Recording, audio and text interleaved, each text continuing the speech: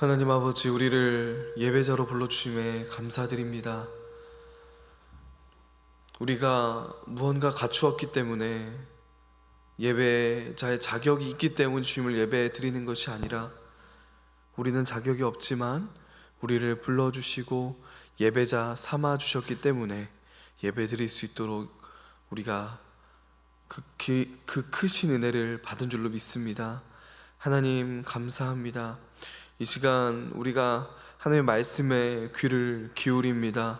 우리에게 말씀하여 주시옵소서. 무엇보다 우리 심령에 말씀하여 주시사 이 말씀을 통해 도전받고 위로받고 하나님의 은혜를 경험하는 귀한 시간 될 수 있도록 주님 역사하여 주시옵소서. 주님 감사합니다. 예수님의 이름으로 기도합니다. 아멘. 모두 자리에 앉겠습니다. 할렐루야. 우리 인사 나누실까요? 함께 예배드림이 기쁨입니다. 네, 함께 예배드림이 기쁨입니다. 네, 다들 바쁘신 것 같아요. 네, 다들 잘 지내고 계실 거라고 믿고요. 네, 여러분 광고 전에 말씀드리지만 다음 주는 3부 예배가 없습니다. 그래서 1부, 2부 여러분 들으시고 3부 시간에는 우리 같이 점심을 먹은 후에 볼링을 치러 갈 예정이에요. 꼭 기억해 주시기 바랍니다. 또 따로 광고를 드리겠습니다. 오늘 하나님께서 우리에게 주신 말씀은 사도행전 4장입니다. 사도행전 4장 32절에서 37절까지 말씀이에요. 사도행전 4장 32절에서 37절까지 말씀, 저 한 절 여러분 한 절, 저부터 읽겠습니다.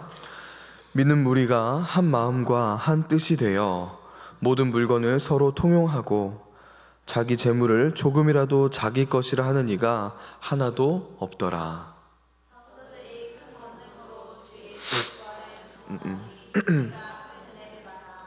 그 중에 가난한 사람이 없으니 이는 밭과 집이 있는 자는 팔아 그 판 것의 값을 가져다가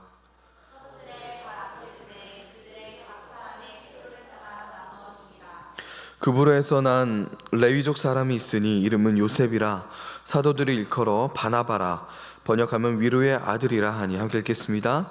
그가 밭이 있음에 팔아 그 값을 가지고 사도들의 발 앞에 두니라. 아멘. 네, 위에서 전요의 아들의 목소리가 들리는데, 네, 좀 어떻게 해주세요. 왜 와있지? 네, 감사합니다. 네, 여러분, 사람은요 관계 속에 있는 존재입니다. 그 누구도 자기 혼자만으로 정의되지 않아요. 우리가 누군가를 만날 때 저는 전웅구입니다, 나이는 37살이에요, 이것으로 끝나지 않는다는 것입니다. 사는 곳이 나오고요, 고향도 나오고요, 학교나 직장, 즉 나의 소속도 나옵니다. 가족 관계도 나오기 마련이죠. 이렇게 우리는요 누군가의 관계 속에서 정의되는 그런 존재라는 것입니다. 왜 그럴까요? 우리가 하나님의 형상으로 창조가 된 그런 존재이기 때문입니다. 하나님의 형상이라는 말에 많은 의미가 있습니다. 그 중에 하나가 관계적이라는 의미예요. 관계적이다. 하나님은 한 분이십니다. 그런데 동시에 하나님은 성부, 성자 그리고 성령이라는 세 위격으로 영원히 존재하시죠. 하나님은 삼위일체 하나님이십니다. 이렇게 하나님부터가 관계적인 존재라는 것이죠. 그의 형상으로부터 지음받은 우리 역시 관계적일 수밖에 없다는 것입니다. 그래서 여러분, 사람은요 관계를 추구하는 존재라는 거예요. 아무리 개인주의가 팽배한 사회여도 그 누구도 혼자 있기를 원하지 않습니다. 우리 인생의 핵심은 관계에 있다는 거예요. 그래서 사람들이 모이는 거예요. 어떤 작은 명분을 만들어서라도 모입니다. 같은 차종을 끈다는 이유로 그 차종을 가진 사람들끼리의 동호회가 있지 않습니까? 같은 지역에 같은 취미를 가졌다는 이유로 또 모입니다. 근데 여러분, 사람들이 모이면 잡음이 생기기 마련이죠.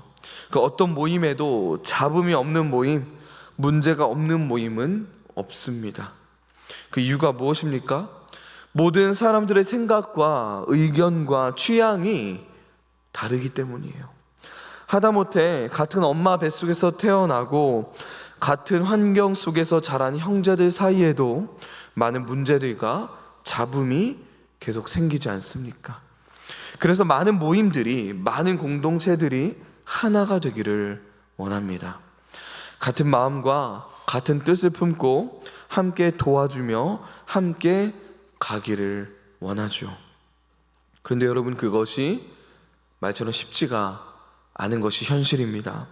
오늘 말씀 가운데 이 같은 마음과 같은 뜻을 품고 서로 도와주며 길을 걸어간 공동체를 만날 수가 있습니다. 바로 초대교회라는 공동체입니다.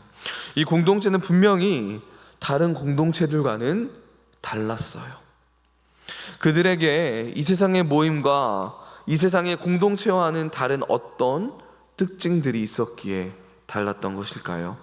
오늘 말씀을 통해 드러나는 초대교회의 첫 번째 특징이 있습니다. 그것은요, 성도들이 한 마음과 한 뜻이 되었다는 거예요. 우리 32절 앞부분을 함께 읽겠습니다. 시작. 믿는 무리가 한 뜻이 되어. 여러분, 여기 한 마음이란 우리가 보통 생각하는 것처럼 같은 감정을 품고 같이 사랑했다는 뜻이 아닙니다. 구약에서 마음, 곧 심장은요, 생각과 지식이 자리 잡는 곳이에요. 감정이 자리 잡는 곳은 제가 알기로는 콩팥인가 그쪽으로 알고 있습니다. 다른 말로 모든 성도들이 같은 생각과 같은 지식을 갖게 되었다는 것입니다. 여기서 말하는 같은 생각과 같은 지식이 무엇일까요? 바로 예수님의 부활을 증거하고 싶은 생각을 동일하게 갖게 되었다는 것입니다. 예수님의 부활에 대한 올바른 지식을 함께 갖게 되었다라는 것이죠. 그렇다면 한 뜻이란 무엇일까요? 한 뜻. 뜻이란 살아있는 존재를 가리키는 말입니다. 살아있는 존재 그 자체라는 거예요. 즉, 한 뜻이 되었다는 것은 그들이 예수 그리스도의 몸된 교회로 한 몸이 되었다는 것입니다. 다른 말로 예수님의 부활에 대한 같은 증언을 가진 사람들과 그리스도의 몸된 교회로서 모두가 한 몸이라고 생각하고 믿는 사람들이 교회 안에 가득 차게 되었다는 것입니다. 이렇게 초대교회 공동체는 한 마음과 한 뜻이 되었습니다. 오늘 말씀을 통해 드러나는 초대교회의 두 번째 특징은요, 그들의 말과 행동이 일치했다는 거예요. 그들의 말과 행동이 일치했다는 것입니다. 우리 32절을 우리 다시 한번 읽어봤으면 좋겠습니다. 읽겠습니다. 시작. 믿는 무리가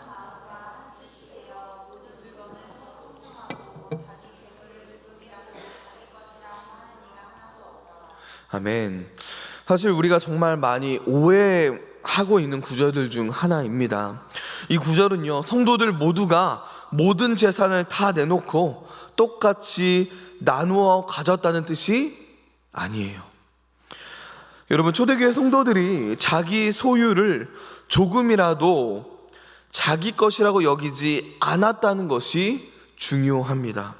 즉, 그들은요, 그냥 주고 영광을 받으려고 하지 않았다는 거예요. 인정받으려 하지 않았다는 것입니다. 자기 소유를 팔아주고는 아무런 생색도 내지 않았다는 거예요. 왜 그렇습니까? 이미 하나님의 것이었기 때문입니다. 하나님의 것, 하나님께 드린다는 생각이 있었다는 거예요. 오늘날에도 기부와 같이 선한 일을 하는 사람들이 굉장히 많죠. 교회 안에도요, 이런 분들이 적지 않습니다. 오늘날도 초대교회처럼 큰 돈으로 헌금하거나 기부하는 사람들이 많다고요. 그런데 여러분, 다른 점은 무엇입니까? 하나님의 것을 하나님께 드렸다고는 말은 하는데 사실 자기 것으로 생각하고 헌금한다는 것입니다. 사실은 자기 것으로 생각하고 기부하는 사람들이 있다는 거예요. 여러분, 어떻게 우리가 그것을 알 수 있습니까? 만약 큰 액수의 헌금을 했는데 그만한 대우를 해주지 않거나 존경을 표시하지 않으면요, 또는 성도들이 인정해주지 않으면, 고맙다고 감사하다고 표현해주지 않으면 삐지지 않습니까? 그렇죠? 그런데 여러분, 초대교회 성도들은 어땠다는 거예요? 그들은 죽어 나서 존경이나 감사의 형태로도 받으려 하지 않았다는 것입니다. 이것이 핵심이에요. 사실 죽어서 생색 안 낼 때가 있습니다. 그럴 때가 있어요. 인정받기를 기대하지 않을 때가 있다는 거예요. 언제요? 가족들은 그렇게 합니다. 가족들을 보면 참 특이하지 않습니까? 부모님이 그렇게 퍼주고도요, 아무렇지 않게 자식이 더 달라고 요구해요. 엄마가 집안일, 청소, 빨래, 음식 등을 할 때마다 그때마다 우리가 엄마 감사합니다, 이 빨래 주셔서 감사합니다, 이 점심 감사합니다, 청소해 주셔서 감사합니다 라고 하는 사람을 못 봤습니다. 그런 사람이 없어요. 엄마도 그것을 기대하지 않죠. 가끔 어버이날이나 어머니 생신 때 감사를 표시하는 정도입니다. 많은 경우 가족들에게 줄 때는요, 아무런 조건 없이 주고요, 받을 때도 당연한 것으로 받지 않습니까? 가족끼리는 생색내지 않는다는 거예요. 여러분, 초대교회가 이랬다는 거예요. 그들은 정말 가족이었습니다. 여러분, 오늘날 많은 교회들이 거는 슬로건이 있죠. 바로 가족 같은 교회입니다. 그러나 대부분의 경우 말뿐일 때가 얼마나 많은지 몰라요. 그런데 여러분, 초대교회는 말로만 하나님의 가족이라고 말한 것이 아니라 실제로 가족으로 여겼다는 거예요. 어느 정도까지요? 물질을 나눌 정도까지. 물질이 있는 곳에 너희 마음이 있다라고 하신 예수님의 말씀처럼 사람의 마음은 물질이 있는 곳에 있기 마련입니다. 그 사람이 어디에 돈을 쓰는가를 보면 그의 관심사가 어디에 있는지를 우리는 알 수 있지 않습니까? 초대교회는 말로만 가족이라 떠든 것이 아니라 물질을 나눌 정도로 진지하게, 그리고 실제적으로 서로를 가족으로 여겼다는 거예요. 우리 이어서 34절, 35절을 함께 읽겠습니다. 시작. 그 중에 가난한 사람이 없으니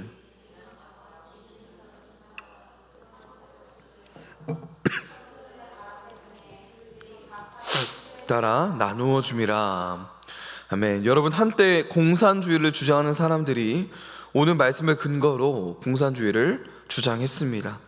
근데 여러분, 초대교회는 공산주의처럼 재산을 모두 걷어들여 똑같이 나누어 가진 것이 아니라고 말씀드렸죠. 그들은 여전히 자기 소유를 가지고 있었습니다. 그러나 그 동시에 자발적으로 일부를 내놓았다는 거예요. 그래서 그들 중에 가난한 사람이 한 사람도 없었다고 하죠. 여러분, 우리가 오해해서는 안 됩니다.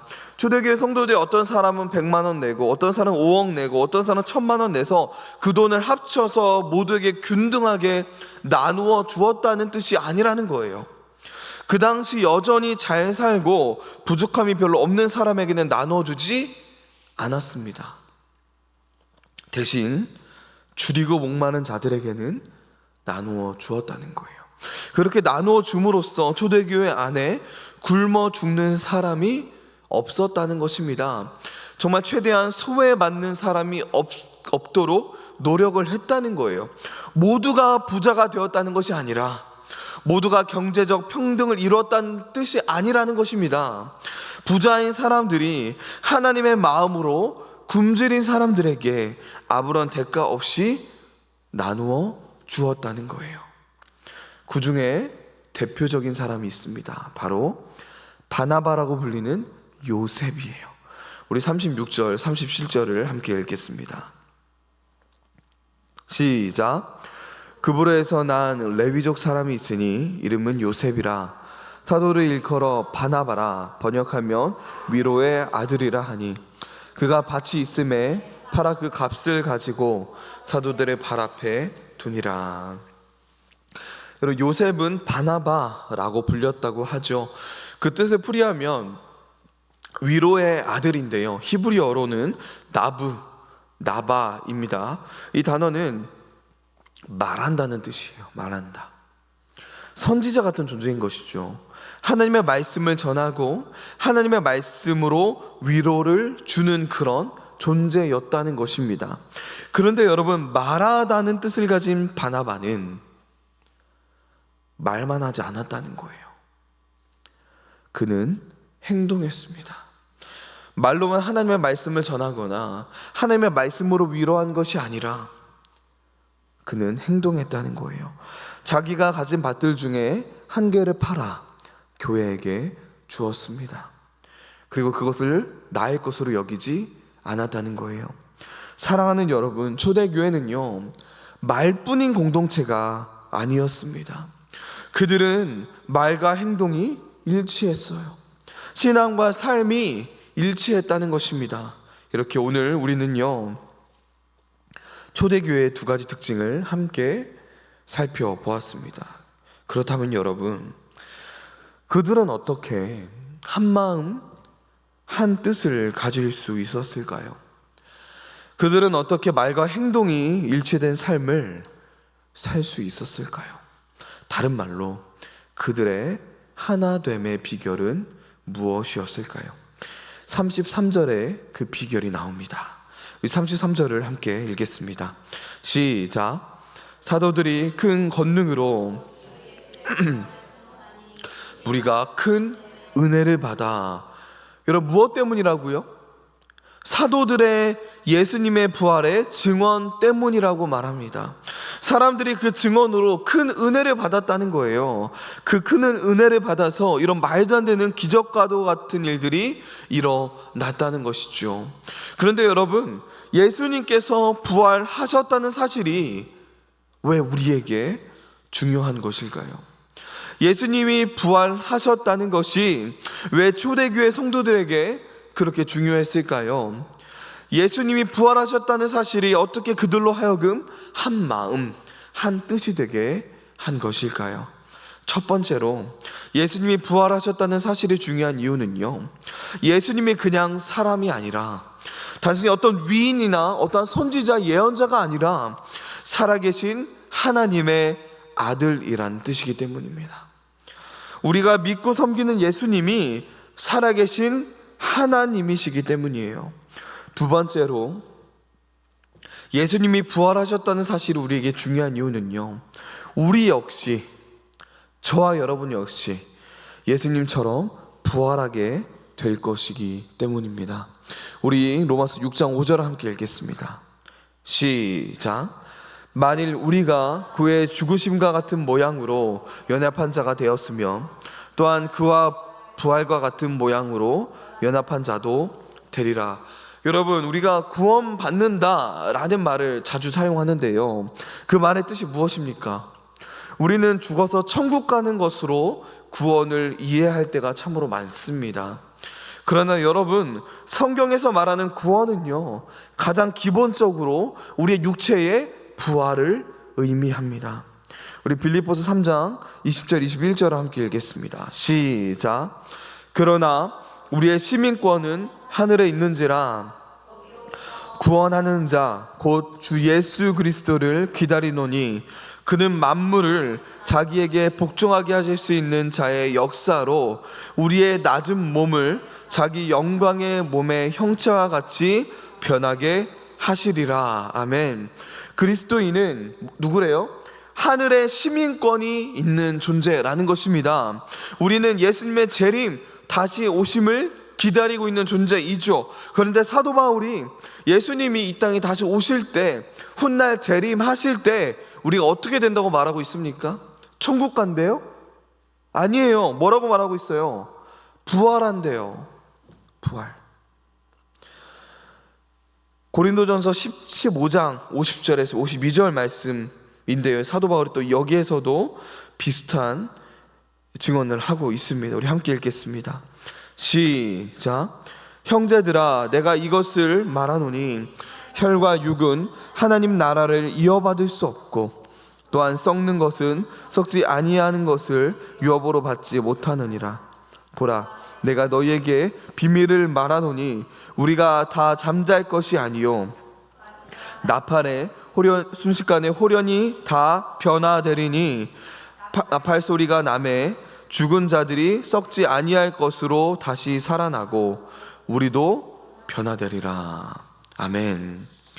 사도 바울이 뭐라고 말합니까? 나팔이 울리고 예수님이 다시 오실 때에 우리가 천국으로 간대요? 아닙니다. 우리가 썩어 없어지지 않을 몸으로 다시 살아나서 변화된다고 말하고 있습니다. 여러분, 이것이 무엇입니까? 육체의 부활이에요. 예수님이 부활하신 것처럼 우리도, 저와 여러분도 부활하게 된다는 것입니다. 이렇게 예수님의 부활은요, 그냥 예수님만의 일로 끝나는 것이 아니라 미래 우리가 반드시 마주할 영광이기도 하다는 것입니다. 여러분, 이게 중요한 거예요. 너무나도 중요한 것입니다. 예수님께서 죽었다가 다시 살아났다는 이 사실은요, 그냥 예수님 살아나셨구나, 아멘에서 끝날 것이 아니라 그것이 내일이라고요. 미래의 저와 여러분의 일이 된다는 것입니다. 여러분, 초대교회 성도들은요, 예수님께서 부활하신 것처럼 그들도 부활하게 될 것이라는 사실을 믿고 있었습니다. 근데 여러분, 우리가 부활하게 될 것이라는 사실이 무엇을 의미할까요? 이 땅에서의 삶이 우리의 전부가 아니라는 것이죠. 이와는 정반대로 부활을 믿지 않는 자들은 어떻습니까? 이 땅에서의 삶에만 집중할 것입니다. 이 땅에서의 삶이 그들의 전부이기 때문이에요. 그들의 관심사는 이 땅에서 누리고 사는 것, 평안하게 사는 것, 건강하게 사는 것, 좋은 관계를 맺는 것, 좋은 직장을 갖는 것, 성공하는 것, 돈 버는 것, 인정받는 것입니다. 왜요? 이 땅에서의 삶이 그들의 전부이기 때문이에요. 여러분, 사람들은 죽음을 두려워하죠. 그러나 부활을 믿는 우리에게 죽음에 대한 두려움이 없을 수밖에 없다는 것입니다. 왜요? 부활할 것이기 때문에. 죽음이 끝이 아니라는 거예요. 그러나 이 땅의 전부인 사람에게는 죽음에 대한 두려움이 있죠. 그래서 죽기 전에 누려야 하는 거예요. 하나라도 더 누리고 즐기고 이 세상에서 만족을 얻어야 하는 것입니다. 참을 필요가 전혀 없어요. 절제할 필요가 없습니다. 진짜 길면 80년, 90년 이 인생이 그들에게는 전부인 거예요. 그러니까 이 땅에서의 삶에 목을 매는 것입니다. 성공하려고, 누리려고 발버둥 치는 거예요. 그러나 우리에게는 부활의 소망이 있습니다. 우리는 이 땅에서 나그네라는 거예요. 나그네. 이 땅이 우리의 종착지가 아니라고요. 여러분, 생각해 보세요.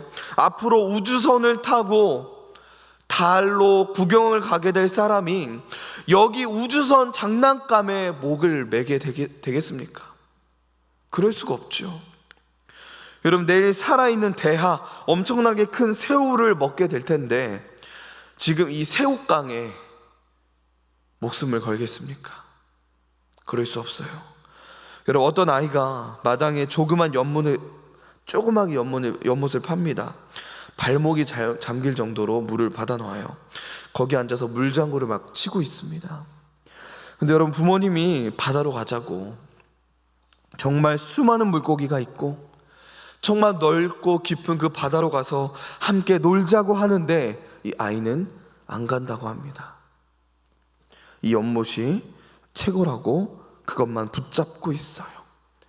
이것이 많은 사람들의 모습입니다.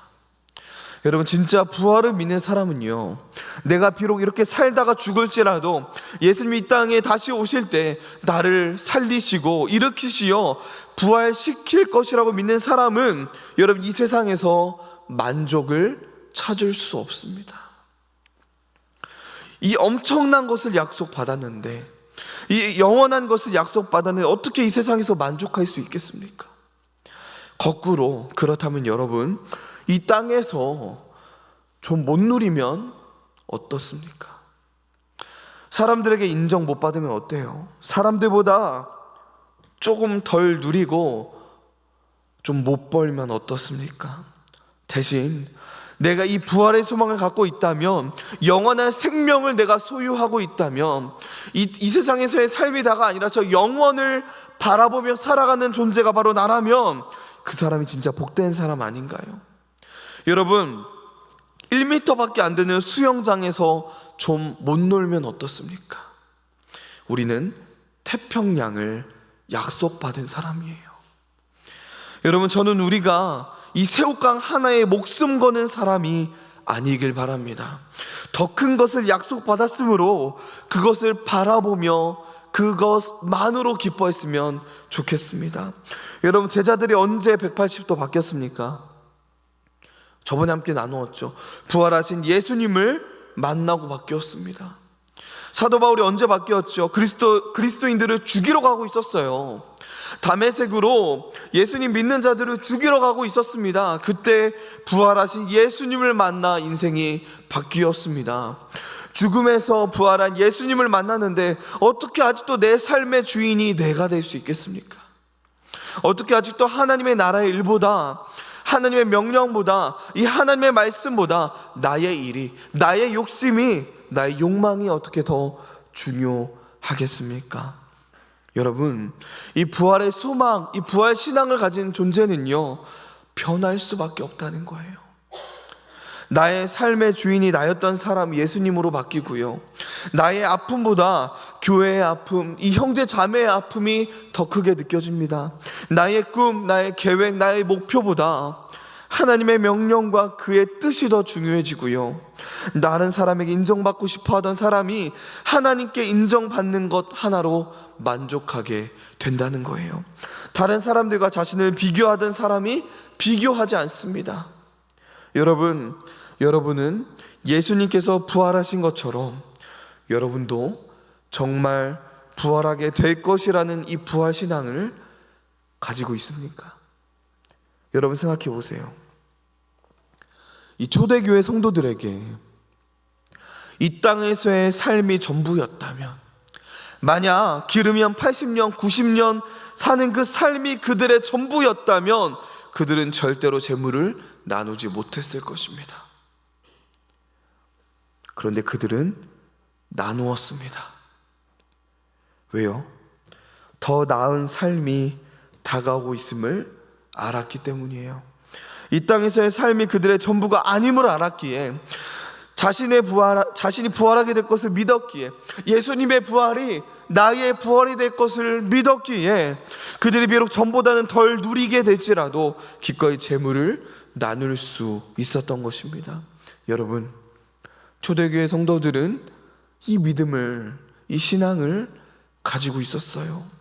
그들은 이 부활 신앙을 붙잡았기에 기꺼이 한 마음 한 뜻으로 재물을 나눌 수 있었던 것입니다.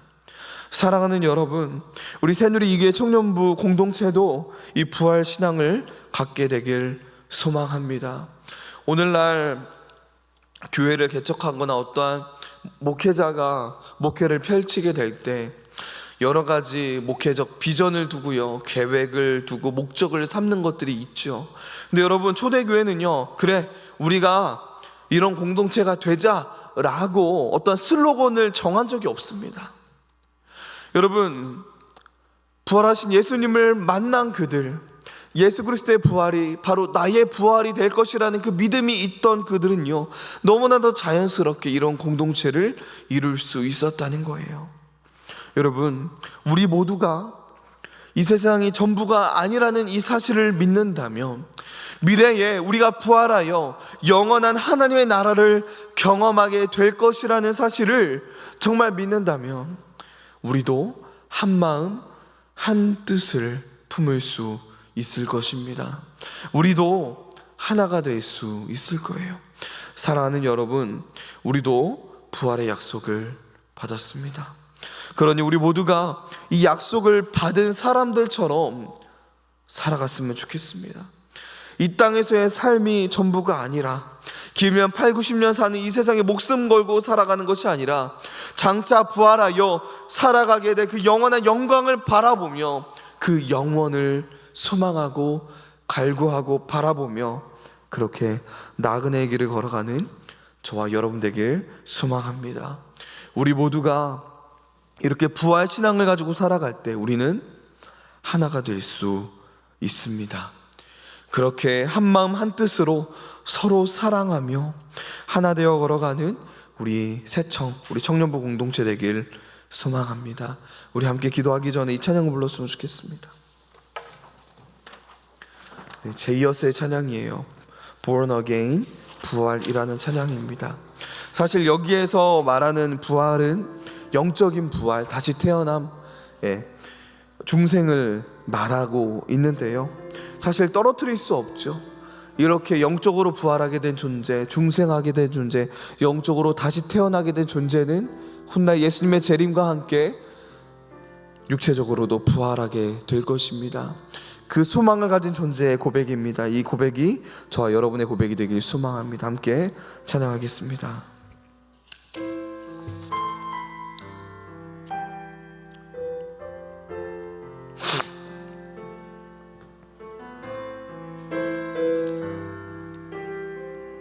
주 안에서 내 영혼, 주 안에서 내 영혼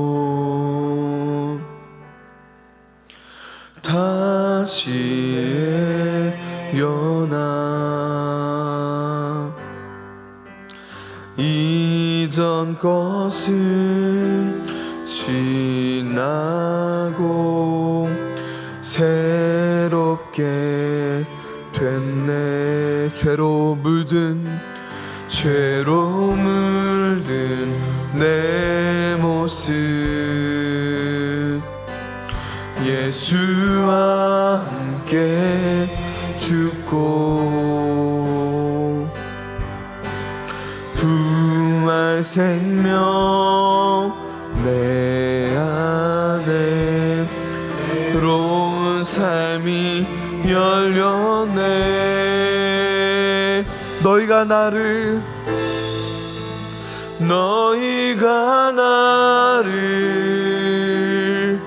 택한 것이 아니요 내가 너희를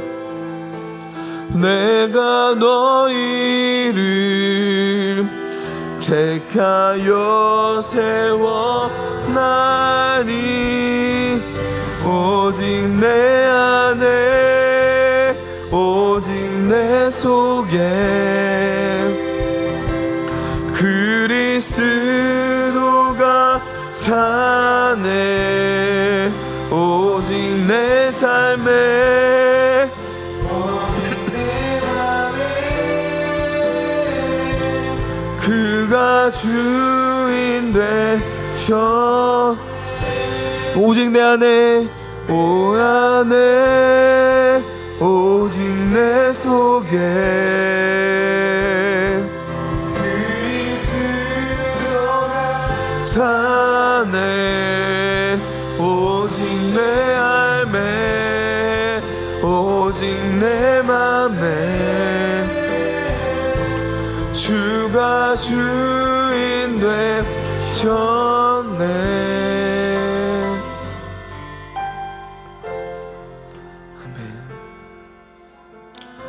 우리 시간 우리 함께 기도하기 원합니다.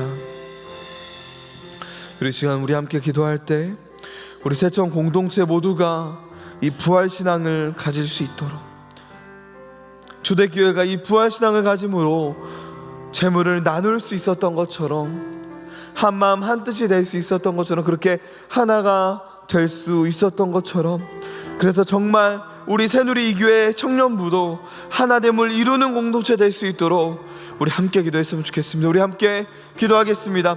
하나님 아버지 시간 기도합니다. 하나님 우리 새누리 교회 공동체 주님 우리 청년부도 부활 신앙을 갖게 하옵소서.